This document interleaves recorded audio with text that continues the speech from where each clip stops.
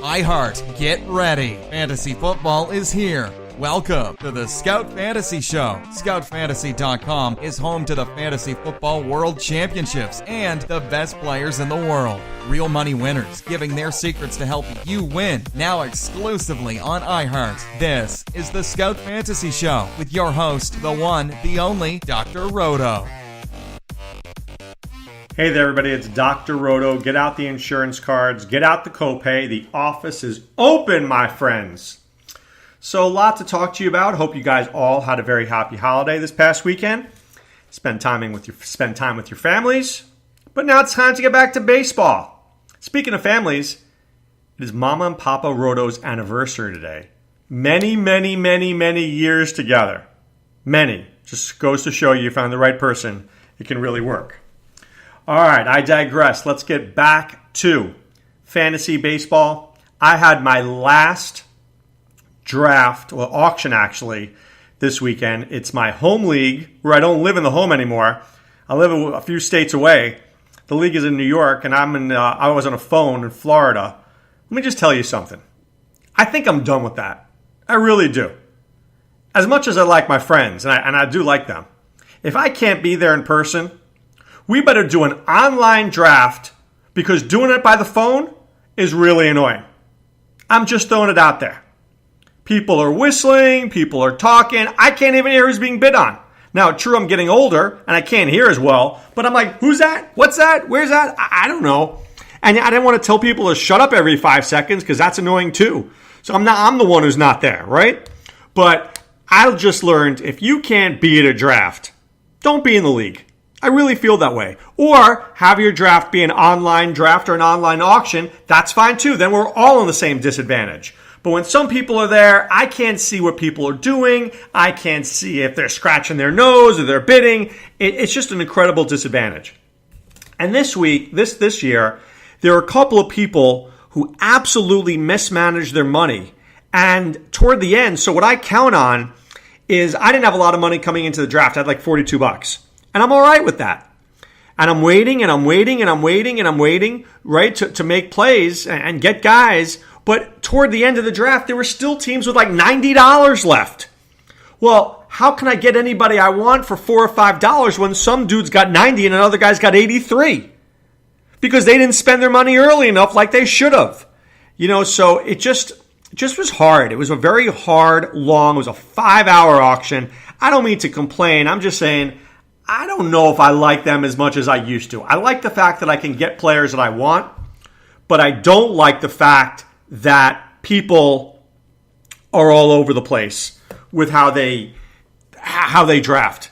If I'm around experts, it's one thing, but when I'm around laymen like that, it's a problem. I don't know. I have to see how this year goes. I know I got Jake Lamb. I know I got Aaron Sanchez and Jamison Tyon, to go around a team that's already pretty good. But, my point here is be at your draft. If you're at your draft or your auction, it's a whole lot more fun than if you're not. That's all I'm going to say. Okay, next.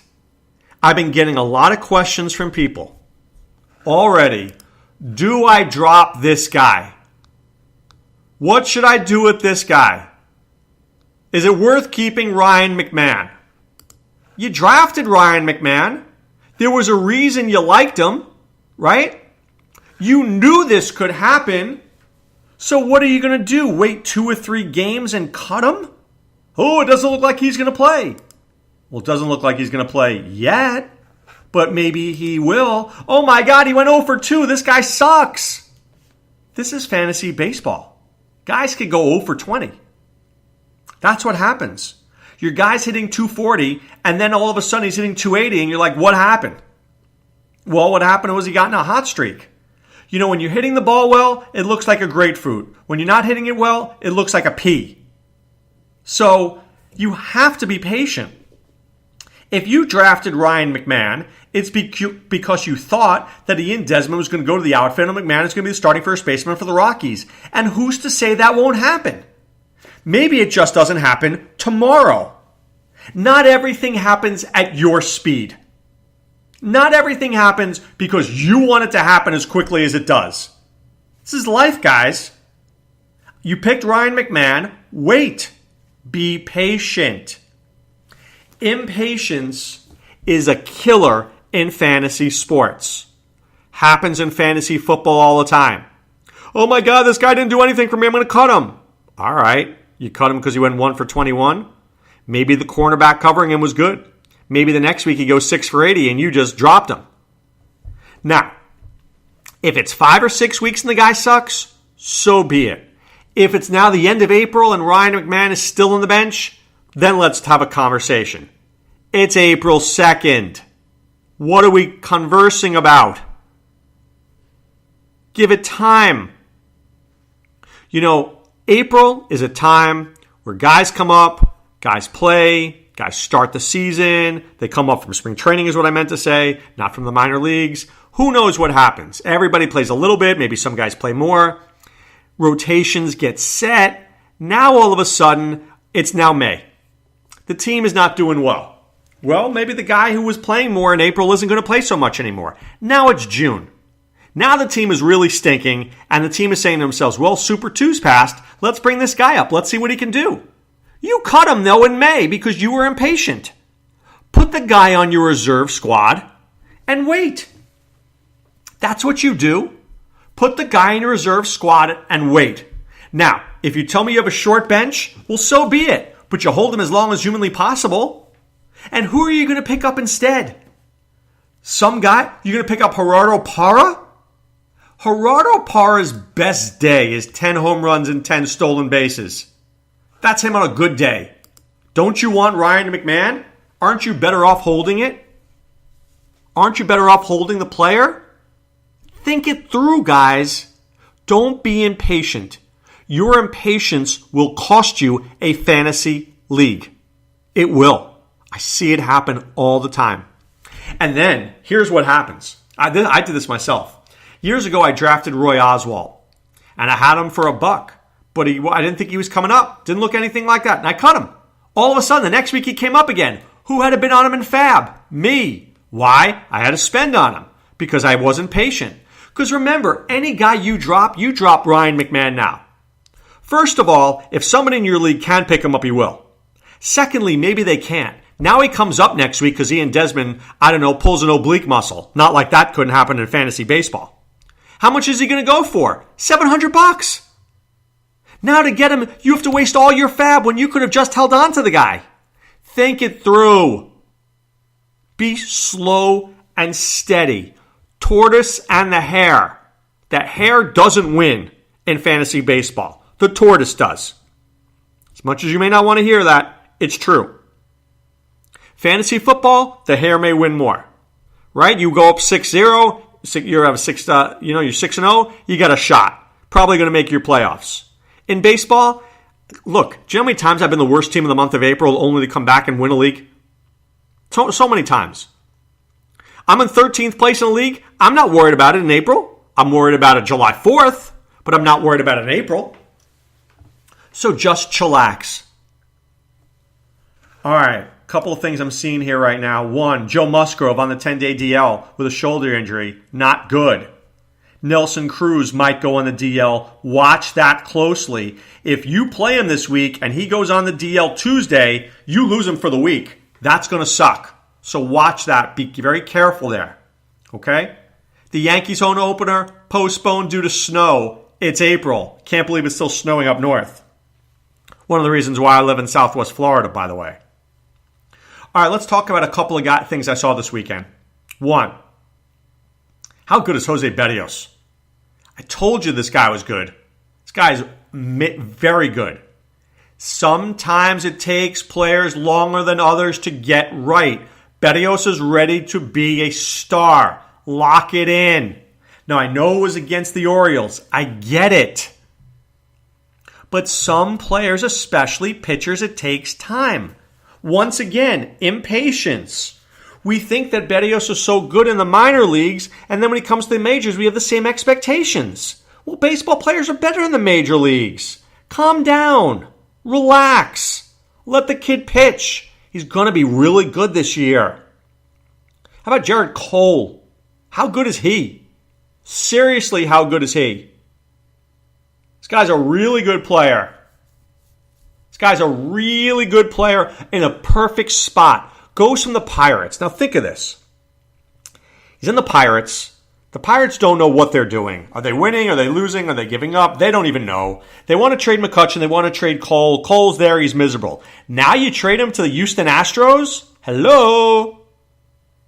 That's like saying, you're in a used Kia and I'd like to give you a Mercedes. Okay. Now Cole's going to win 20 games, going to have 200 strikeouts, and he's going to look great because the Astros have a great bullpen, a great offense, and this guy could win 20 games easily. So don't be surprised by what you see. Some things are very predictable. All right, by the way, another injury. Scott Schebler scratched in Monday's game against the Cubs with a sore right elbow. Uh-oh. Adam Duvall, Jesse Winker, Billy Hamilton, now the outfield. Hate to see that to Schebler. Like the player. Don't like the sore elbow. Can I get a little love for Paul DeJong? How many times did I write it? I told you I had a friend who said that DeJong is going to be like Brian Dozier. What did he mean by that? Nobody believed in Brian Dozier. Nobody believed in him. And all he did was produce. Right? All he did was produce. People didn't think, he's not that good. Yes, he was. Been good in 2014, 2015, 2016, 2017. Been putting together great years, but people still don't buy into this guy. Finally this year, finally goes in the third round. I think, but this guy struck out too many times. Okay, maybe he did. Maybe he's also going to hit 30 home runs and 90 RBIs. I'm okay with that. What if he strikes out a little bit less? Maybe his strikeout percentage is 26% versus 28%. Whoop-de-doo. All I'm saying is this guy's got power, and the Cardinals are smarter than you are. Never forget that. The Cardinals are smarter than you. Las Vegas is smarter than you. Certain teams are smart. Certain teams aren't. If the Orioles gave DeJong a lot of money, I'd be nervous. The Cardinals do it, I'm not nervous. I know the Cardinals know what they're doing. They know talent. This guy's talented. Boom. Sure, he strikes out a lot. I'll get over it. He'll hit me 30 home runs and 85, 90 RBIs at shortstop. I'll be good. Maybe he's not Corey Seager, but he's close. Remember when I showed you that? Right? I showed you that chart before we started. I was like, well, this guy's going to go in round 11 and Seager's going to go in round 2. You got 9 rounds of value with DeJong. That's how you win fantasy baseball leagues. All right, let's talk about the night in DFS. This is a little bit of a nightmare night. It is. It's a little bit of a nightmare night. I'm just throwing it out because there's no really great pitcher. Okay, there's no really great pitcher going. So, who's the best pitcher? Taijuan Walker? Ugh. Charlie Morton? Ugh. Matt Harvey? Ugh. It's a problem. There aren't a lot of great pitchers going. So you better have the right hitters in your lineup. Some guys I like tonight. Paul Goldschmidt Roto. Lock this dude in. I love him tonight. He hits Ryu very, very well. He's my kind of guy tonight. I'm all in on Paul Goldschmidt Roto. I'll tell you this. I might also look at players. I might look at the White Sox again. I don't like Jaime Garcia.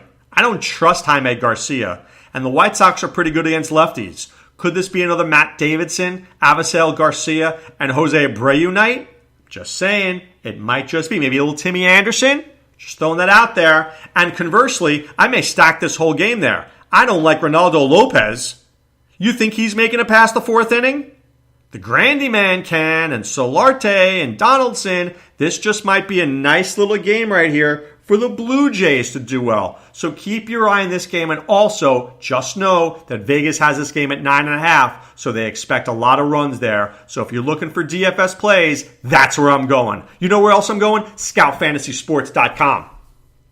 Get to our Scout DFS package, the MLB package. Steve Renner, Fuego Steve Hillman, Jaguar Lou, Rob Garriak, podcasts, articles, optimizers, Everything you need to win your fantasy baseball league is there for you. Take advantage of it. Take advantage of what we do at scoutfantasysports.com. We had a huge sale over the weekend. Get there now, check it out, and let us do what we do and help you win a fantasy baseball championship. And look, listen to me. The message boards, ask your questions. It goes directly to my email. When I see it, I click, I answer it. I'm sure Ronas and Sean Childs do the same thing. Where else does that happen? Nowhere else but scoutfantasysports.com. All right, time now to put away the insurance cards, put away the copay. The office is closed, my friends. Back with so much more tomorrow. In the world of fantasy sports, this is Dr. Roto saying be well and take care. Thanks for listening to the Scout Fantasy Show. There's never been a better time to join the Scout Army. Visit scoutfantasy.com. Use the promo ROTO for 2 months free. And don't forget, fantasy players, please thumbs up the podcast on the iHeart app. See you next time. Go Scouts!